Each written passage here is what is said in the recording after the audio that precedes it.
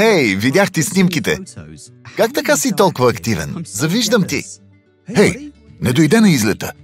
Да се видим утре и ще ти обясня. Как го правиш?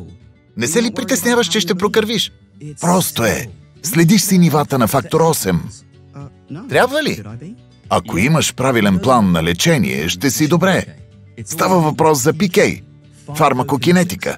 Какво е това? PK профилът ти казва на лекаря какво се случва с фактора в тялото ти. Всеки PK профил е уникален при всеки човек с хемофилия. Помисли, когато си купуваш обувки, измерваш ходилата, за да си сигурен, че ще ти станат. Същото е и при измерването на PK профила. PK описва как фактор 8 се държи в тялото, колко бързо се усвоява лекарството.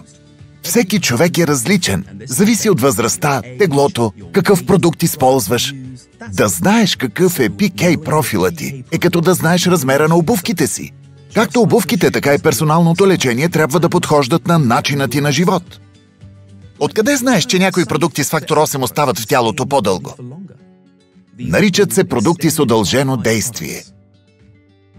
Ако знаеш PK профила си, лекарят може да персонализира лечението, точната доза с правилната честота. Добре, а как разбирам PK профила си? Лекарят измерва нивото на фактор 8 и създава твой уникален PK профил.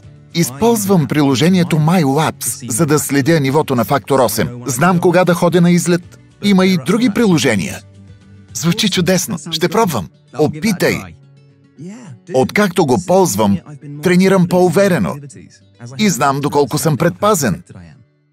Фармакокинетичният профил е уникален за всеки страдащ от хемофилия. Ако следите нивата на фактор 8 с фармакокинетика, може да персонализирате лечението си и да го контролирате. Вземете своя фармакокинетичен профил от лекаря си, за да персонализирате своя план на лечение.